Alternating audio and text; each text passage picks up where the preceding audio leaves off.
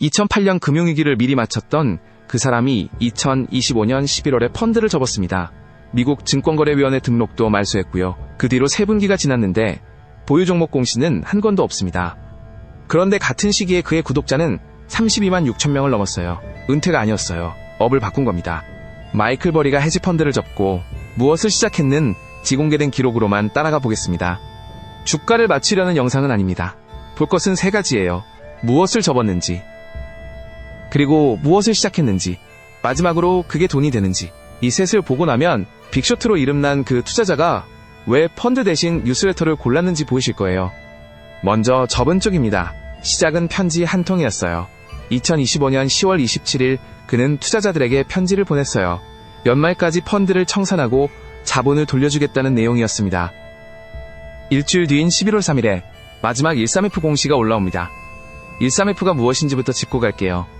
일정 규모 이상을 굴리는 기관이 분기마다 보유 내역을 공개하는 서류입니다. 기준은 1억 달러 우리 돈 1,400억 원쯤이에요. 그 마지막 서류에 무엇이 남아 있었는지 볼까요?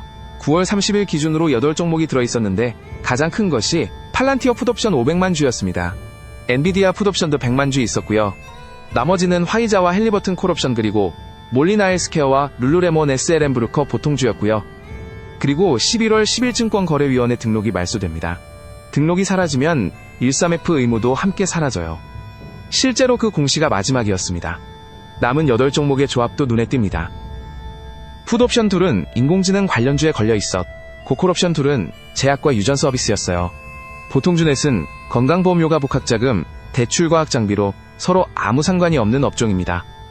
하나의 큰 그림이라기보다 각각 따로 고른 자리에 가깝습니다. 여기서 한 가지는 짚고 가야 합니다. 그때 9억 달러숏이라는 말이 많이 돌았는데 이 숫자는 오해하기 쉬워요. 공시에 적히는 옵션 금액은 기초자산의 액면입니다. 팔란티어 풋 500만 주에 9월 30일 주가를 곱한 값이 9억 1210만 달러 우리 돈으로 약 1조 2600억 원이에요. 여기서 갈립니다.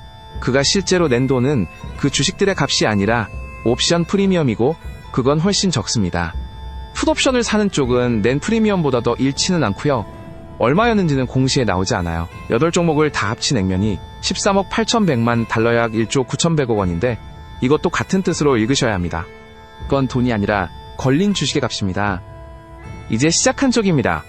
등록이 말소되고 열흘쯤 뒤인 2025년 11월 23일 그는 서브스택에 글을 하나 올립니다. 거품의 결정적 신호는 공급 과잉이라는 제목이었어요. 뉴스레터 이름은 카산드라 언체인드입니다. 카산드라는 그리스 신화에서 미래를 정확히 맞히지만 아무도 믿어주지 않는 예언자예요. 이름을 그렇게 지었습니다. 2026년 8월 21일까지 71편을 올렸고 그중 60편이 유료 구독자만 볼 수 있는 글입니다. 요즘은 거의 매일 트레이딩 포스트라는 이름으로 무엇을 사고 팔았는지, 왜 그랬는지를 적어요. 분기에 한 번 뒤늦게 공개되던 13F 대신 돈을 낸 사람에게 그날그날 알려주는 구조로 바뀐 겁니다. 서브스택은 글쓴이가 직접 구독료를 받는 뉴스레터 플랫폼이에요. 출판사도 광고주도 끼지 않고 읽는 사람이 곧바로 돈을 냅니다. 그럼 이게 돈이 될까요? 구독료는 월 49달러 우리 돈으로 약 6만 8천 원입니다. 1년치를 한 번에 끊으면 439달러, 약 61만 원이고요. 구독자는 어떨까요? 이 수는 서브스택이 공개하고 있는데 32만 6천 명이 넘습니다. 여기서 계산기를 꺼내고 싶어지실 텐데요. 그러면 틀립니다. 32만 6천 명은 무료 구독자까지 합친 수입니다.